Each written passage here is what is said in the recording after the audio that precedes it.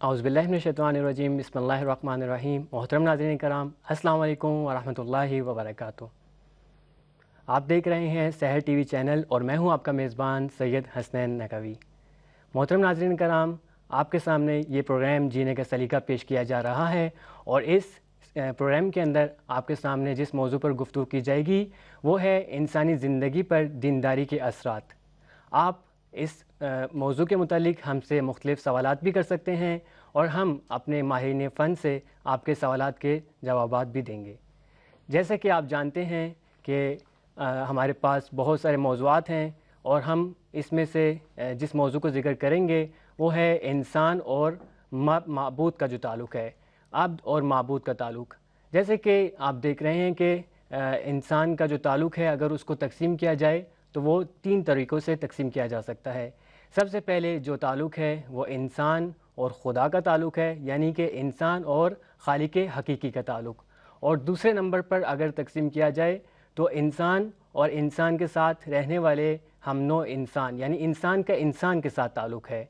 और तीसरे नंबर पर जो ताल्लुक़ जिस पे हम गुफ्तगू करेंगे वो ये है कि इंसान का अपने मुहीत के साथ क्या ताल्लुक़ है, यानी इंसान का इस जहान हस्ती के साथ क्या ताल्लुक़ है, हम इस मौजू पर गुफ्तगू करेंगे। और इसके साथ साथ जो हम गुफ्तगू करेंगे वो ये कि एक दीनदार इंसान का तर्ज़ ज़िंदगी, कि वो इंसान किस तरीके से ज़िंदगी गुजारे, यानी एक दीनदार इंसान है तो इंसान दीनदार किस तरीके से ज़िंदगी गुजार सकता है और उसका जीने का सलीका क्या होना चाहिए, हम इस मौजू पर गुफ्तगू करेंगे।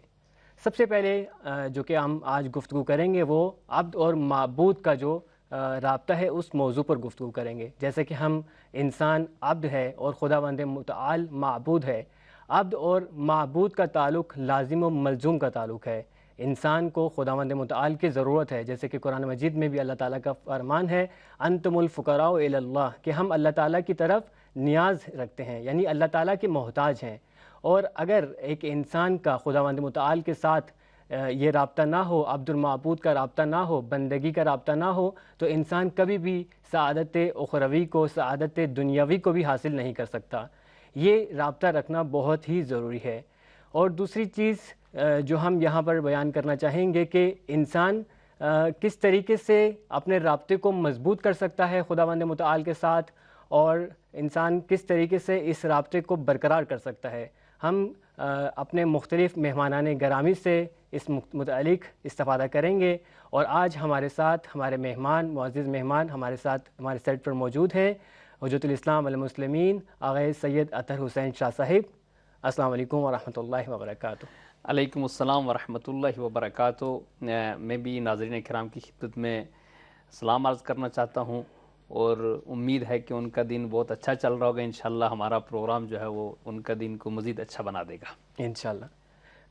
मोहतरम नाज़रीन, हम अपने प्रोग्राम को शुरू करने से पहले यहाँ पर लेंगे एक छोटी सी ब्रेक, और ब्रेक के बाद फिर हम अपने मौजू को जारी रखेंगे और हम आपके सामने आपके सवालात को भी सुनेंगे। लेकिन हम यहाँ पर लेंगे एक छोटा सा वक्फ़ा। वक्फ़े के बाद आपकी खिदमत में दोबारा हाज़िर होते हैं।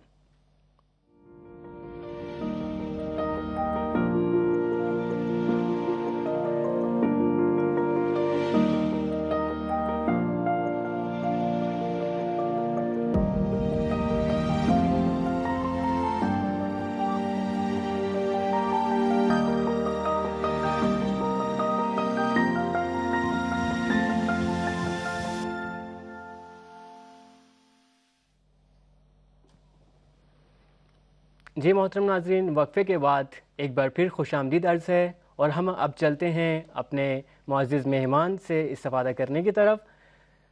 जी मोहतरम, जैसे कि हमारा मौजू है अब्द और माबूद का राब्ता, तो इसी मौजू की मुनासिबत से हमारा पहला सवाल ये है कि हम किस तरीके से अपने खालिक हकीकी के साथ अपना राब्ता बरकरार कर सकते हैं, यानी अपने माबूद के साथ किस तरीके से हमारा राब्ता बरकरार हो सकता है। जी बेशक, बहुत अच्छा मौजू है ये जो आपने इंतखाब किया है कि अब्द और माबूद का राबता।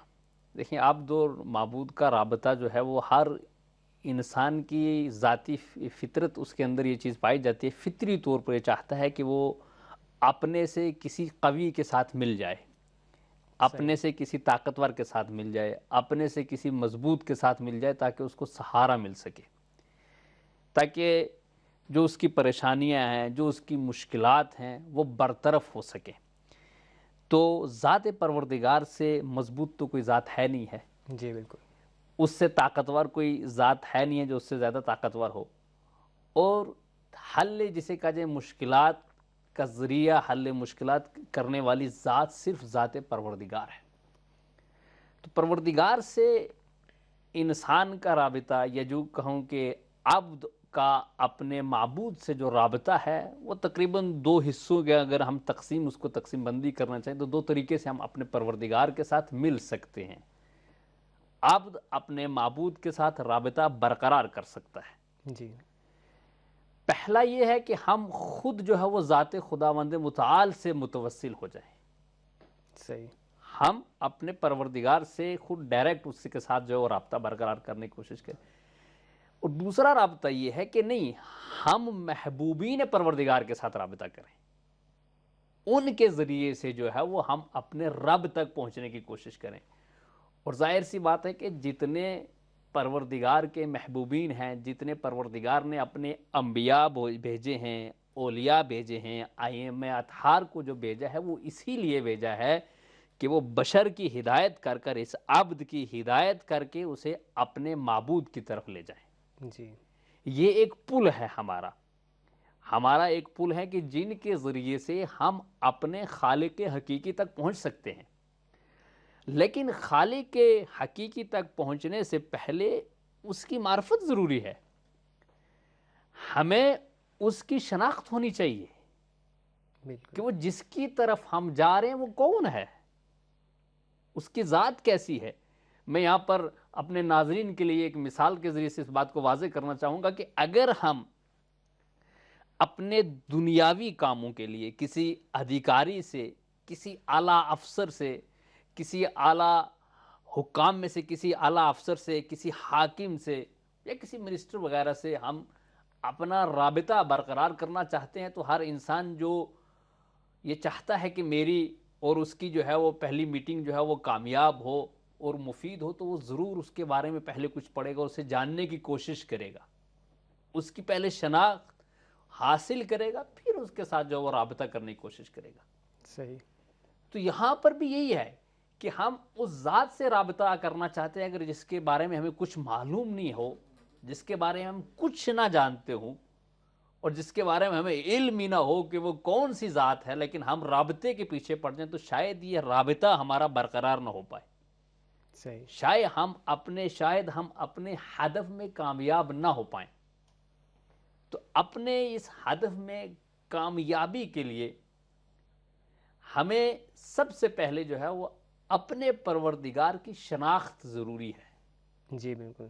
تو یہاں پر سوال پیدا ہوتا ہے کہ شناخت پروردگار کیا ممکن ہے ہمارے لیے؟ اگر ممکن ہے تو ہم کس طریقے سے خداوند متعال کی شناخت کو حاصل کر سکتے ہیں؟ دیکھیں، بہت سارے راستے ہیں شناخت پروردگار کی، اور قرآن مجید نے بھی ان راستوں کی طرف اشارہ کیا ہے، اور ظاہر سی بات ہے ہمیں دور جانے کی ضرورت نہیں ہے، ہم اپنے آپ سے اپنے پروردگار کو پہچان سکتے ہیں، ہم اپنی ذات سے ذات پروردگار کو پہچان سکتے ہیں۔ جی بالکل، یعنی عبد اگر خود کو دیکھے تو وہ اپنے اندر اپنے معبود پائے گا، بالکل ایسے، عبد کے اندر ہی اس کا معبود موجود ہے۔ اسی لیے وہ پیغمبر اکرم صلی اللہ علیہ وآلہ وسلم اور امیر المؤمنین علیہ السلام سے وہ روایت نقل ہوئی ہے کہ من عرف نفسہ فقد عرف ربہ، احسنت، ماشاء اللہ، کہ جس نے اپنے نفس کو پہچان لیا اس نے اپنے رب کو پہچان لیا۔ اب یہاں پہ اس کی متعدد تفسیریں کی گئی ہیں اس حدیث کی۔ اب یہاں پر لیکن جو اس وقت ہمارے اس موضوع گفتگو سے متعلق ہے وہ یہ چیز ہے کہ ہم اپنے نفس کے ذریعے سے کس طرح پہچانیں صحیح، اپنے پروردگار کو۔ تو میں آپ کو ایک چھوٹی سی مثال دیتا ہوں کہ یہ موبائل ہے، اس کے اندر ایک کیمرہ ہے، فٹ ہے، اس کیمرے کے اندر ایک جسے کہا جائے، ہم بالکل آسان میں لفظوں میں کہوں ناظرین کے لیے، کہ ایک آنکھ کی طرح کی چیز لگی ہے جس سے یہ کیمرہ دیکھ کر دوسرے کو کیچ کرتا ہے۔ جی یہ بنایا ہوا ہے، لیکن اس کیمرے کی صلاحیت اور یہ اس مصنوعی آنکھ کی صلاحیت صرف اتنی ہے کہ کوئی چلائے گا تو یہ چلے گی، جی اس کے اندر خود ادھر ادھر گھومنے کی طاقت نہیں ہے، جی نہیں، اس کے اندر ادھر سے ادھر گھوم کر کسی چیز کو دیکھنے کی صلاحیت نہیں ہے، کوئی دوسرا اس کے پیچھے کھڑے ہوگا، وہ اس کو چلائے گا تو چلے گی، صحیح، اور اس کے اندر دیکھنے کی اور زوم کرنے کی اتنی ہی طاقت ہوگی کہ آپ اس کو اتنا ہی زوم کر سکتے ہیں جتنا جو ہو کمپنی نے اس کو اجازت دی ہے۔ جی زیادہ اگر آپ زوم کریں گے تو آپ کی تصویر خراب ہو جائے گی، آپ کو نظر کچھ نہیں آئے گا، دھندلا پن ہو جائے گا تصویر کے اندر۔ جی جی، تو یہ کیمرہ ہے۔ اسی طرح پروردگار نے انسان اپنے جسم پر اگر غور کرے تو اللہ نے جو آنکھ ہمیں عطا کی ہے، اس کے اندر اس سے کئی گنا زیادہ اور کئی گنا ہی نہیں، جسے کہا جائے ہزاروں گنا زیادہ صلاحیتیں پائی جاتی ہیں۔ صحیح، ہم اس کیمرے کو دیکھ کر اس کی کمپنی کی طرف جاتے ہیں کہ یہ کس نے بنایا ہے، کس کے بنا ہوا ہے، کون اس کے جو پیچھے ہے کون ہے، لیکن اپنے جسم کو دیکھ کر ہم یہ نہیں دیکھتے یہ آنکھ جو دکھنے میں بہت چھوٹی سی ہے، جس کے اندر ساری صلاحیتیں پائی جاتی ہیں کہ اس کو کسی دوسرے کی ضرورت نہیں ہے، میں اپنی آنکھ خود گھما سکتا ہوں، ادھر دیکھنا چاہوں دیکھ سکتا ہوں، ادھر دیکھنا چاہوں دیکھ سکتا ہوں، جتنے دور تک میں نظر دوڑانا چاہوں میں دوڑا سکتا ہوں، اور پوری دنیا کو اس آنکھ کے ذریعے دیکھ سکتا ہوں، چھوٹے سے اس نقطے کے ذریعے سے۔ تو یہ جو اتنا چھوٹا سا جو نقطہ ہے جس نے بنایا ہے وہی ذات الہی ہے، ماشاءاللہ، سبحان اللہ، اور یہ وہی ذات پروردگار ہے، اور اسی لیے فرماتے ہیں کہ من عرف نفسہ فقد عرف ربہ، ماشاءاللہ، یعنی ہم اپنے جسم کے ذریعے سے، یہ جسم جو ہمارے پاس ہے، اگر ہم اس پر غور و فکر کریں بیٹھ کر کہ اس کے اندر اتنا نظم پایا جانا، اس جسم کا اتنا منظم ہونا کہ اتنا نظم ہے اس کے اندر۔ اب اگر اسے کہتے ہیں، جسے کہتے ہیں برہان نظم کہا جاتا ہے اس حدیث کو، کہ پروردگار کی ذات کی شناخت کے لیے اتنی منظم دلیل دی ہے کہ من عرف نفسہ فقد عرف ربہ۔ ماشاءاللہ، ورنہ اگر آج آپ دیکھ لیں ہزاروں طریقے سے کارٹون بنائے جاتے ہیں، لیکن وہ کارٹون کہاں، اور جو پروردگار نے کسی کو خلق کیا ہے وہ کارخانہ کہاں؟ بالکل ایسے ہی، ایسا خالق کہیں ہو ہی نہیں سکتا۔ ورنہ اگر یہ آنکھ کی جگہ یہاں ہوتا، یہ ناک کہیں اور لگا دیا جاتا، تو انسان کی وہ صورت شاید قابل دید نہ رہتی۔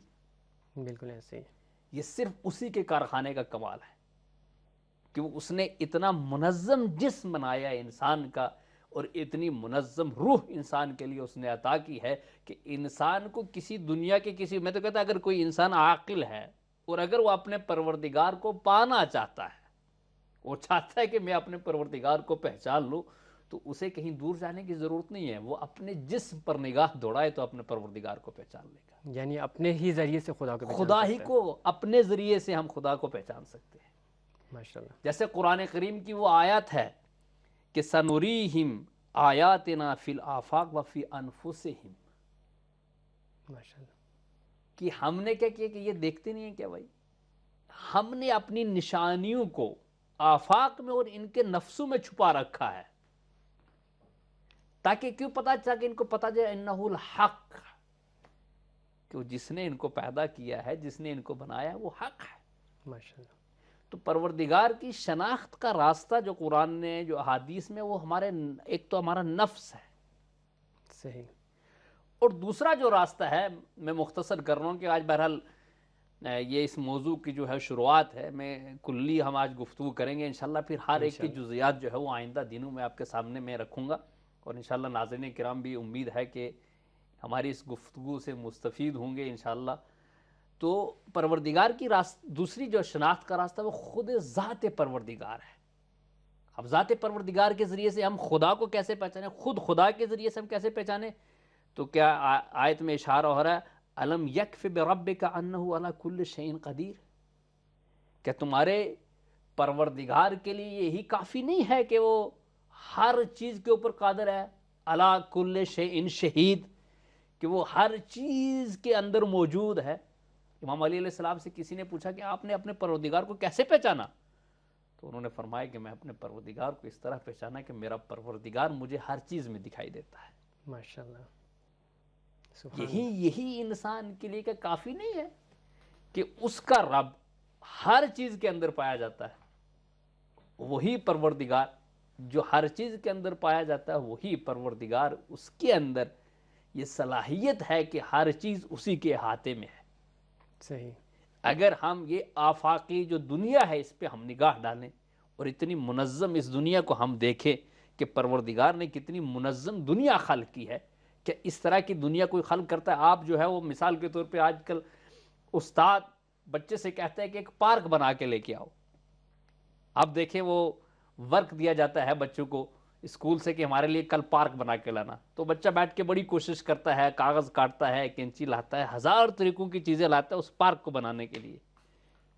دریا بھی بنا ڈالے آج دنیا نے, لیکن کیا وہی پارک جو پروردگار نے خود خلق کیا ہے دنیا کے لیے, یا وہ چیزیں بن سکتی ہیں دوبارہ؟ بالکل نہیں. وہ نظم آ سکتی ہے؟ تو یہ ایک تو ہم اپنی ذات کے ذریعے سے پروردگار کو پہچان سکتے ہیں, اور دوسرا خود پروردگار کے ذریعے سے جب ہمارا یہ یقین ہو جائے اور ہمیں یہ اطمینان ہو جائے اور ہم اس بات پر یقین کر لیں کہ بھائی دنیا کی ہر چیز میں پروردگار موجود ہے, جیسے امام علی علیہ السلام نے فرمایا. وہی بات ہے, امام علی علیہ السلام سے جب کسی نے پوچھا کہ اگر آج یہ آسمان جو 7 پردے آپ کی آنکھوں سے ہٹا دیے جائیں تو آپ کے ایمان میں کوئی اضافہ ہوگا, تو علی نے فرمایا نہیں, میرا ایمان ویسا ہی رہے گا. ماشاءاللہ. کیونکہ علی کو اپنے رب کو دیکھنے کے لیے پردوں کی کوئی ممانعت نہیں ہے. پردے جو ہیں وہ دوسروں کے لیے ہیں, میرے لیے نہیں ہے. صحیح. کیوں؟ کیونکہ امام علی علیہ السلام اور ائمہ اطہار انبیاء علیہ السلام نے اس ذات حقیقی کو پا لیا تھا اپنے اندر, اور اس ذات حقیقی کے ذریعے ہی جو ہے وہ انبیاء اور اولیاء اور ائمہ اطہار اس ذات سے ملے تھے. اور جب انسان پروردگار کی شناخت حاصل کر لیتا ہے, اس وقت وہ آتا ہے کہ میں کس طرح اپنے پروردگار سے رابطہ برقرار کروں. ماشاءاللہ. یعنی ہمارے پاس 2 طریقے کے خداوند متعال کی شناخت کرنے کے, ایک آیات آفاقی اور ایک آیات انفسی, یعنی کہ ہم ان 2 طریقوں سے خداوند متعال کی شناخت کو حاصل کر سکتے ہیں. اور میں تیسرے سوال کی طرف جانے سے پہلے میں اپنے محترم ناظرین کی خدمت میں ایک چیز عرض کرنا چاہوں گا کہ آپ ہمارے پروگرام سے متعلق, ہمارے موضوع سے متعلق ہمیں سوالات بھی کر سکتے ہیں. ہمارا جو نمبر ہے وہ اسکرین کے اوپر آپ کو دیا جا رہا ہے, آپ ہم سے آن لائن سوالات بھی کر سکتے ہیں. اور اب چلتے ہیں اپنے تیسرے سوال کی جانب.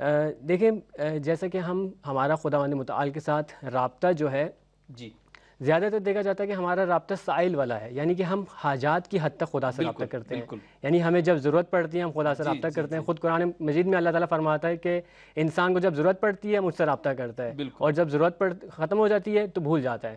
تو ایک رابطہ تو یہ ہے, یہ سب کو معلوم ہے. لیکن اس کے علاوہ کون کون سے روابط ہیں کہ ہمیں خداوند متعال سے انجام دینے چاہیے, ہمیں خداوند متعال سے رابطہ برقرار کرنا چاہیے, اس کے اوپر بھی روشنی ڈالیے گا. دیکھیں بڑا اچھا سوال کیا آپ نے, اور بڑی اچھی بات آپ نے کی کہ ہمارا جو ہے وہ پروردگار سے رابطہ لین دین والا ہے. یوں میں سادہ الفاظ میں اگر اسے کہوں کہ جسے کہا جائے جیسے ڈاکٹر اور مریض کا رابطہ ہے. جب مریض بیمار ہوتا ہے تو اسے ڈاکٹر کی ضرورت پڑتی ہے, تو اس کے پاس جاتا ہے, اسے میڈیسن دیتا ہے. جب وہ ٹھیک ہو جائے تو بھول جاتا ہے کہ ڈاکٹر نام کی کوئی چیز تھی. پھر جب کئی سالوں کے بعد اسے کوئی بیماری لاحق ہوگی تو پھر وہ ڈاکٹر کو ڈھونڈنا شروع کر کے, ہاں بھائی فلاں صاحب ایک تھے, اس ٹائم پہ انہوں نے مجھے ایک دوائی دی تھی تو میں تو ٹھیک ہو گیا تھا. اب وہی فلاں صاحب کا ایڈریس وہ ڈھونڈنے لگتا ہے. تو لیکن کبھی کبھی یہ ہوتا ہے کہ فلاں صاحب اسے بھول چکے ہوتے ہیں کہ بھائی تمہارے کیا بیماری تھی, تم نے مجھ سے کیا کہا تھا. ایسے ہی تو یہ مریض اور طبیب والا رابطہ جو ہے یہ پروردگار سے نہیں ہونا چاہیے. بالکل. جیسے آپ نے کہا کہ پروردگار نے قرآن میں کہا کہ تم محتاج ہو تو میری طرف آؤ, تمہیں ضرورت ہے میری. اور جیسے کہ وہ ہے ادعون استجب لکم, مجھے پکارو میں تمہاری دعائیں قبول کروں گا, میں تمہاری ہر بات مانوں گا, لیکن مجھے پکارو تو صحیح, مجھے یاد تو کرو. ہم کیا ہے, آج کا جو رابطہ ہے, اگر اولاد نہیں ہے تو اللہ یاد آئے گا. جی ٹھیک, اولاد مل گئی تو اللہ بھول جائے گا.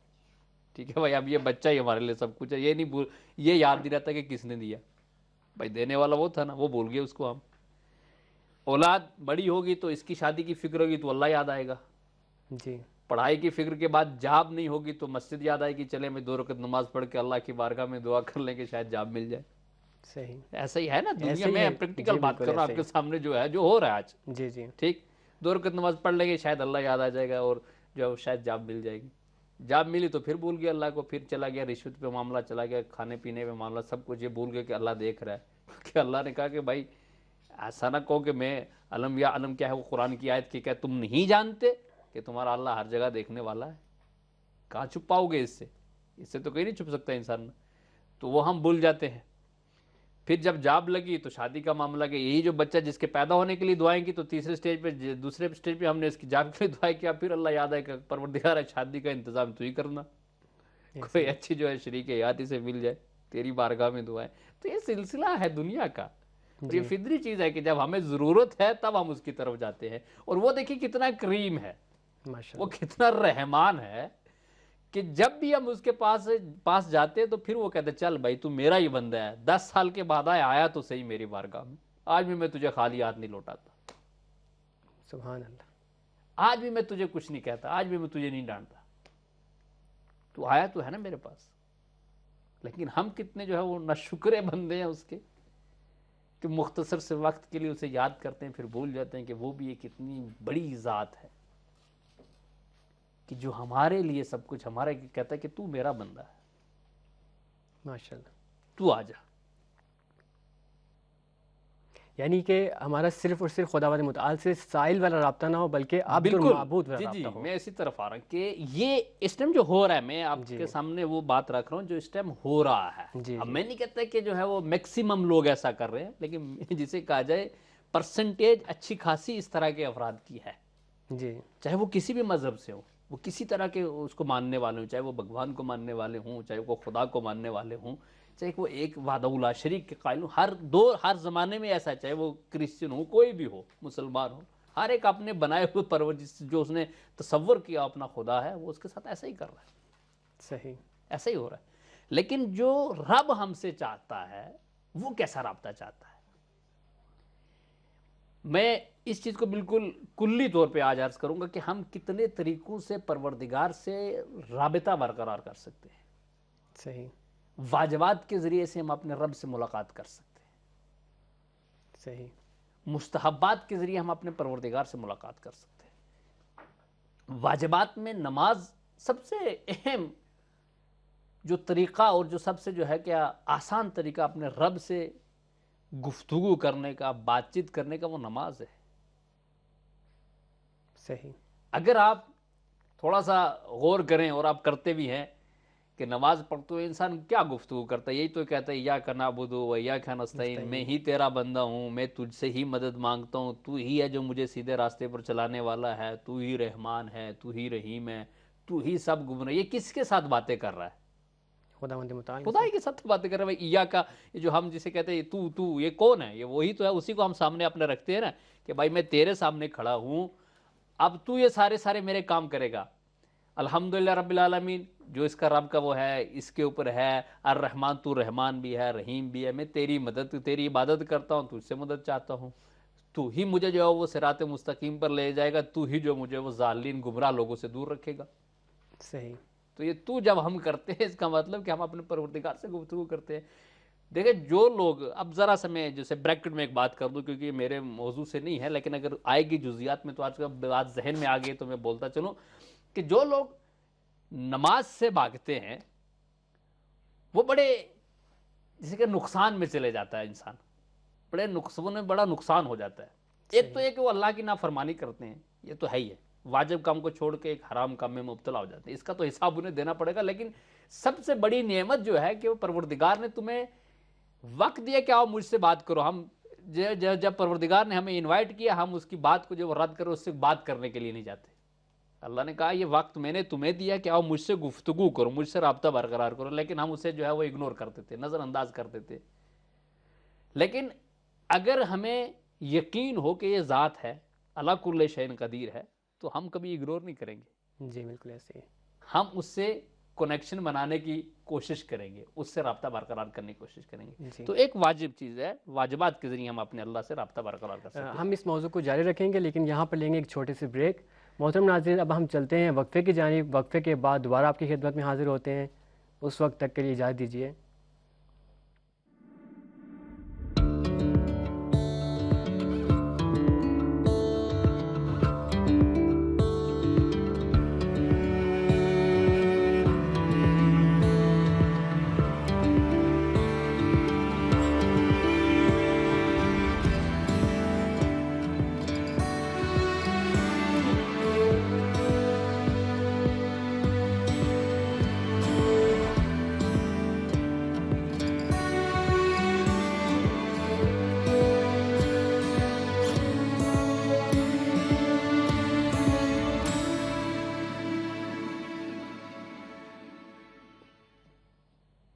محترم ناظرین، وقفے کے بعد ایک بار پھر خوش آمدید عرض ہے، اور اب ہم چلتے ہیں اپنے سوالات کی طرف۔ ہم کیونکہ ہمارا سوال چل رہا تھا کہ ہم کس طریقے سے خداوند متعال کی معرفت حاصل کر سکتے ہیں، اور اس کے بعد ہمارے ایک جو کارشناس ہیں انہوں نے بیان کیا کہ ہم اللہ تعالیٰ کے ساتھ کس طریقے سے اپنا رابطہ برقرار کر سکتے ہیں۔ ہمارا رابطہ صرف اور صرف سائل والا اور حاجات مانگنے والا نہ ہو، بلکہ خداوند متعال کے ساتھ عبد اور معبود والا رابطہ ہو۔ تو اب ہم چلتے ہیں اپنے سوالات کی جانب۔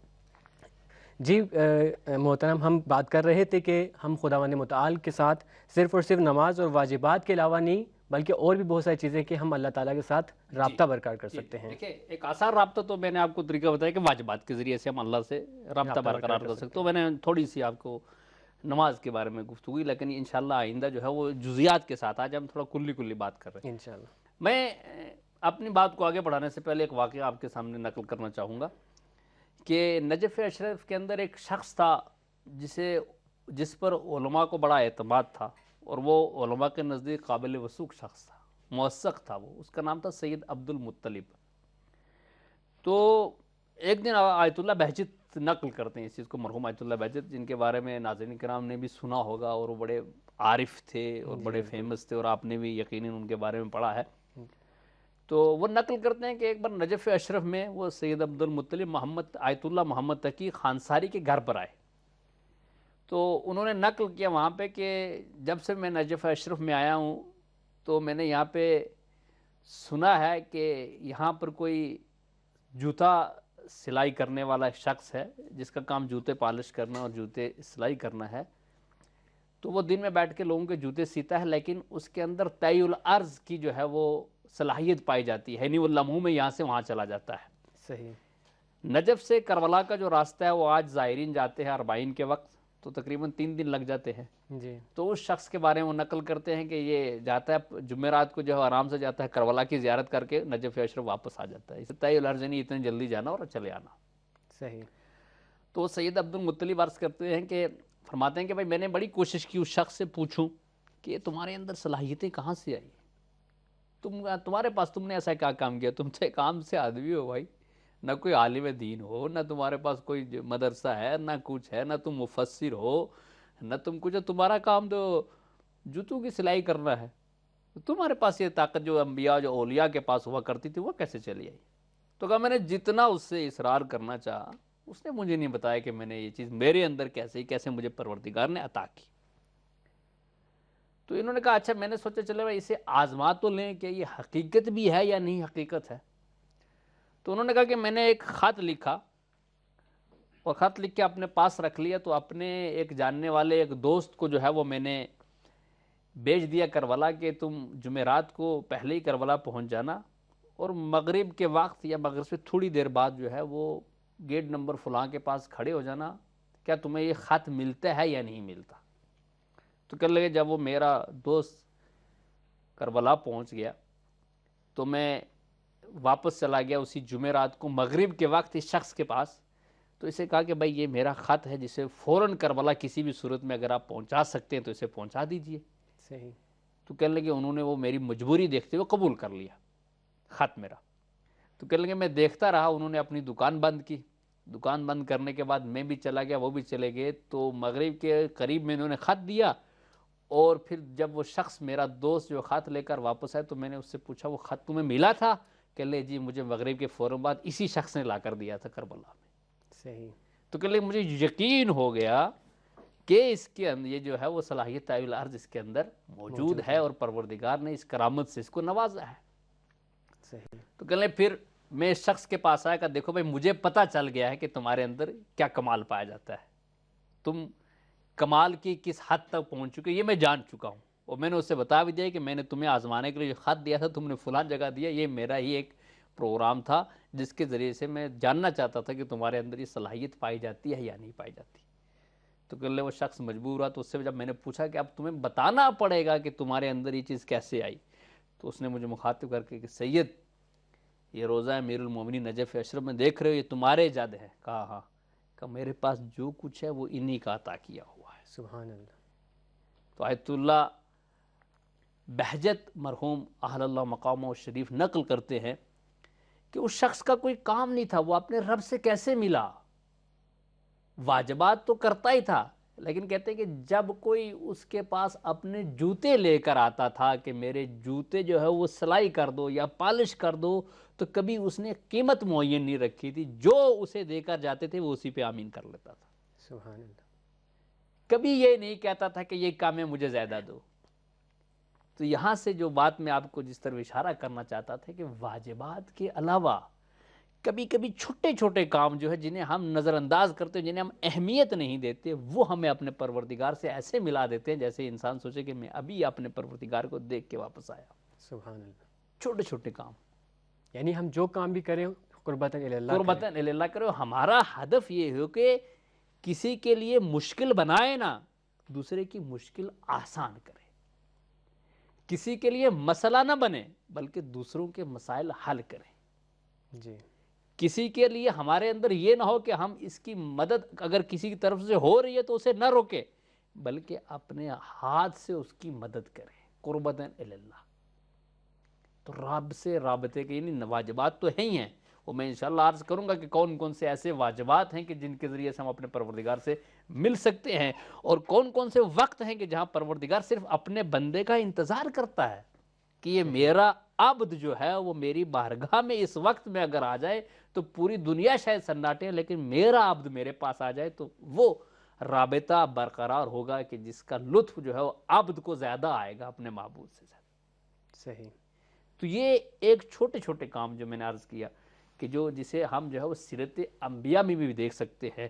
اب اگر وقت ہو تو میں ایک بات عرض کر دوں کہ جیسے پیغمبر اکرم صلی اللہ علیہ وآلہ وسلم نماز ظہرین کے لیے آ رہے تھے تو حسنین کو جو ہے انہوں نے کاندھوں پہ اٹھایا ہوا تھا، اور مسجد میں جو ہے پوری مسلمان جو ہے وہ جماعت کا انتظار کر رہے ہیں کہ حضور تشریف لائیں تو ان کی اقتداء میں جماعت ہو جائے۔ تو پیغمبر اکرم صلی اللہ علیہ وسلم کو جب بچوں نے آتے ہوئے دیکھا تو بچے کھیل رہے تھے ایک گلی میں، تو سب بچوں نے کھیلنا چھوڑ دیا، تو انہوں نے جا کے پیغمبر اکرم کے دامن کو پکڑ لیا، انہیں گھیر لیا۔ وہ جانتے تھے کہ حسنین کو اٹھائے رہتے ہیں یہ اور حسنین کے ساتھ کھیلتے ہیں، بچوں کے ساتھ کھیلتے ہیں، یہ ہمارے ساتھ بھی کھیلیں گے، اور وہاں جماعت انتظار کر رہی ہے۔ تو بلال گھبرا گئے اور انہوں نے دوڑنا شروع کیا پیغمبر کو ڈھونڈنے، دیکھا کہ پیغمبر کو بچوں نے گھیر رکھا ہے، نبی اکرم صلی اللہ علیہ وآلہ وسلم کو، اور حضور جو ہے وہ ان کے گھیراؤ میں بیٹھے ہیں۔ تو بلال نے کہا کہ حضور نماز کا اول وقت جا رہا ہے، کہ بلال میری نماز کا وقت اگر تنگ ہو جائے لیکن میں ان بچوں کا دل نہیں توڑ سکتا۔ سبحان اللہ۔ یہ اس امید سے آئے کہ میرے ساتھ انہیں کھیلیں، تو لہٰذا تم ایک کام کرو، پہلے جاؤ گھر سے کچھ ان بچوں کے لیے لے کے آؤ، پہلے میں انہیں دوں گا، یہ خوش ہو جائیں گے تو پھر میں آگے بڑھوں گا۔ یعنی ہمیں یہ سمجھائے کہ اگر اپنے معبود سے ملنا ہے تو پہلے اس کے عبد کو خوش کرو۔ صحیح۔ اگر عبد خوش ہو جائے گا تو معبود سے بھی رابطہ برقرار ہو جائے گا۔ ماشاءاللہ۔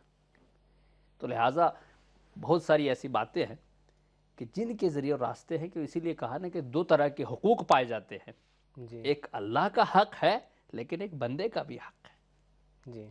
واجبات اللہ کا حق ہے، نماز نہیں پڑھیں گے تو پوچھے گا کہ نماز تم نے کیوں نہیں پڑھی بھائی، روزہ نہیں رکھیں گے تو یقیناً پوچھے گا، لیکن اللہ کہتا ہے میں رحمان بھی ہوں رحیم بھی ہوں، اگر کسی وقت چھوڑ کے آگے تو شاید میں بخش بھی دوں۔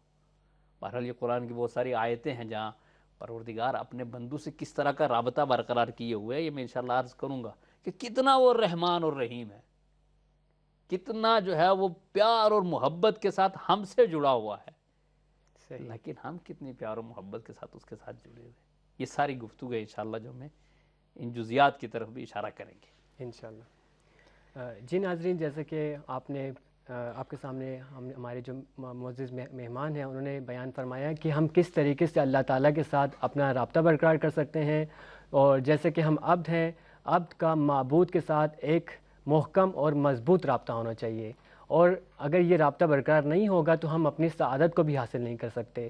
جیسے کہ جو عبادت ہے صرف اور صرف نماز اور روزہ ہی نہیں، بلکہ عبادات میں حقوق الناس بھی ہیں، انسانوں کے حقوق بھی ہیں۔ ہمیں چاہیے کہ ہم انسانوں کے حقوق کو بھی انجام دیں، انسانیت کے حقوق کو بھی انجام دیں، اور اگر ہم انسانیت کے حقوق کو پائمال کر کے اللہ تعالیٰ کی عبادت کرتے ہیں تو ایسی عبادت کا کوئی فائدہ نہیں ہے۔ اللہ تعالیٰ کی عبادت اسی لیے کہ تاکہ ہم انسانیت کو سیکھ سکیں، اور انسانیت اگر ہمارے اندر نہ آئے تو ہم اللہ تعالیٰ کو ہماری اس عبادت کو کوئی فائدہ نہیں۔ جیسے کہ ہمارے محترم نے حضور صلی اللہ علیہ وسلم کا قصہ سنایا ہے کہ حضور صلی اللہ علیہ وسلم کیا کر رہے تھے، بچوں کے ساتھ مشغول ہو گئے جبکہ نماز کا اول وقت جا رہا تھا۔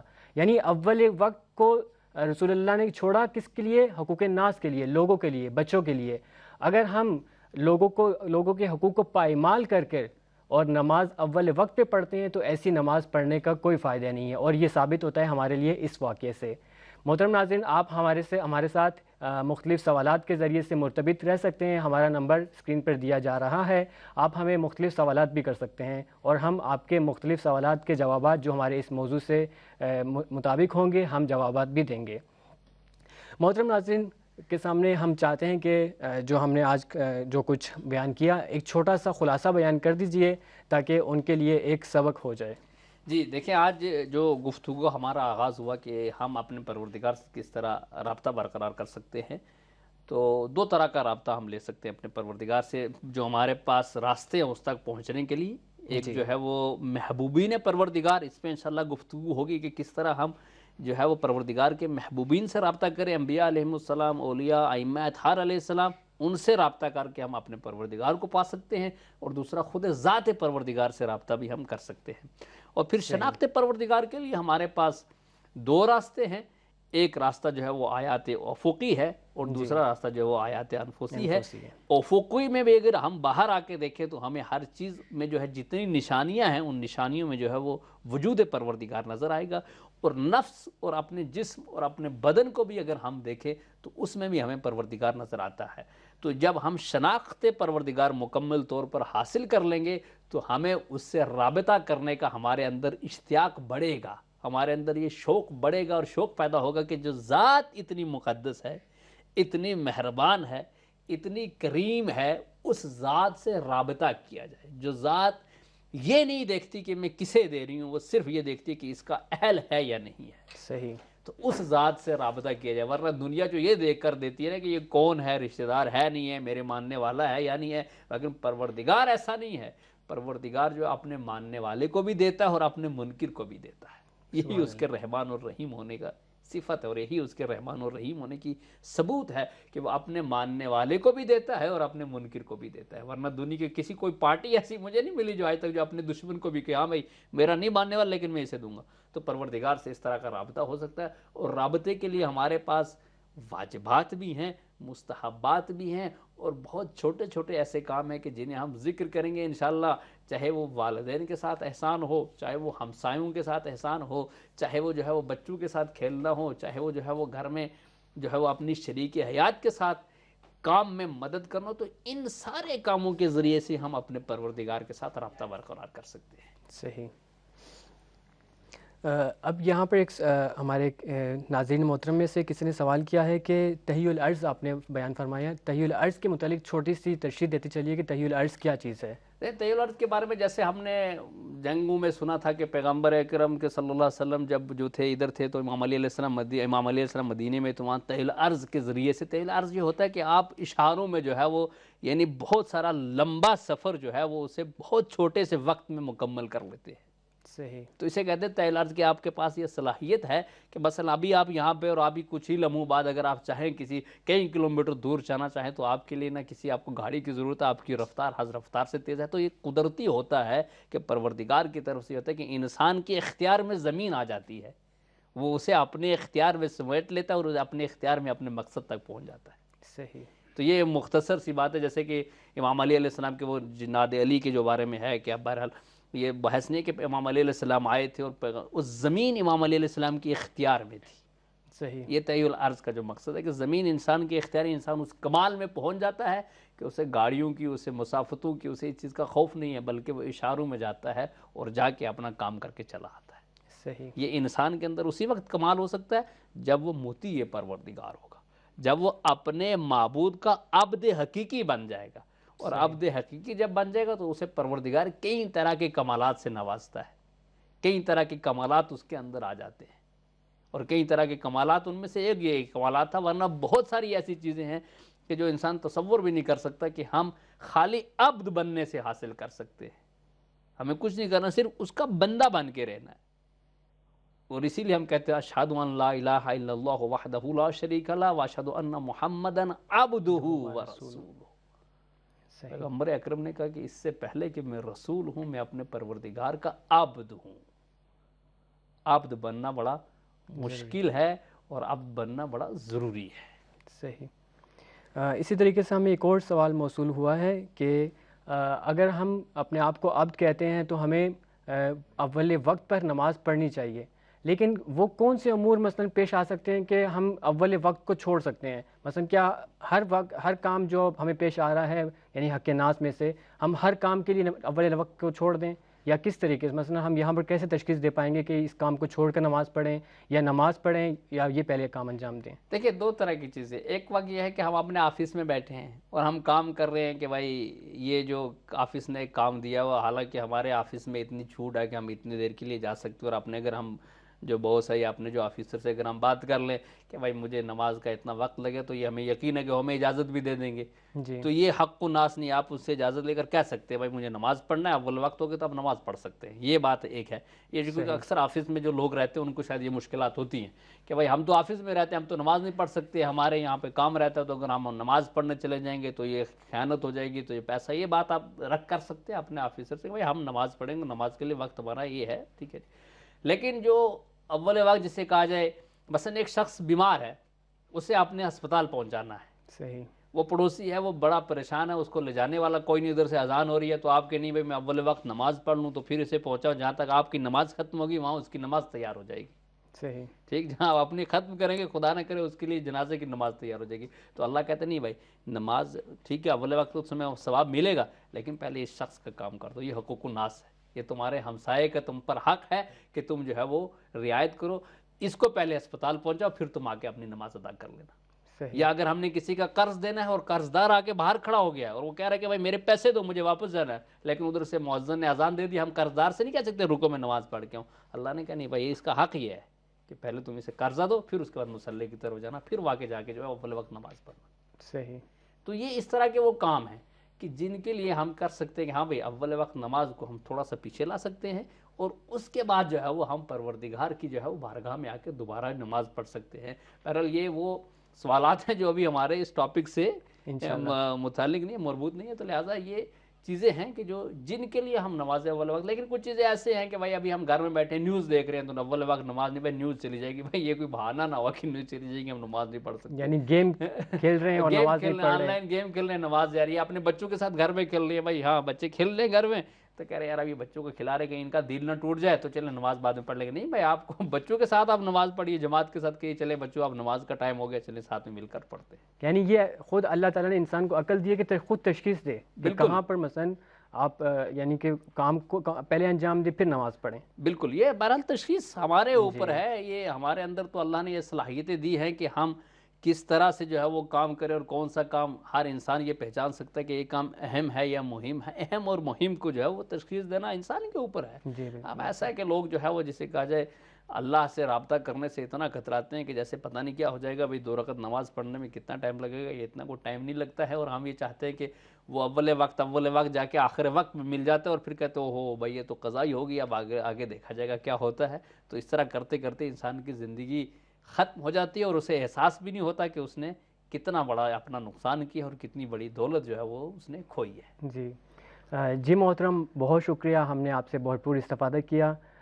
جی محترم ناظرین، جیسے کہ آپ کے سامنے یہ پروگرام پیش کیا گیا اور ہمارے جو محترم مہمان ہیں ہم نے ان سے بھرپور استفادہ کیا، انشاءاللہ اس موضوع کو جاری رکھیں گے۔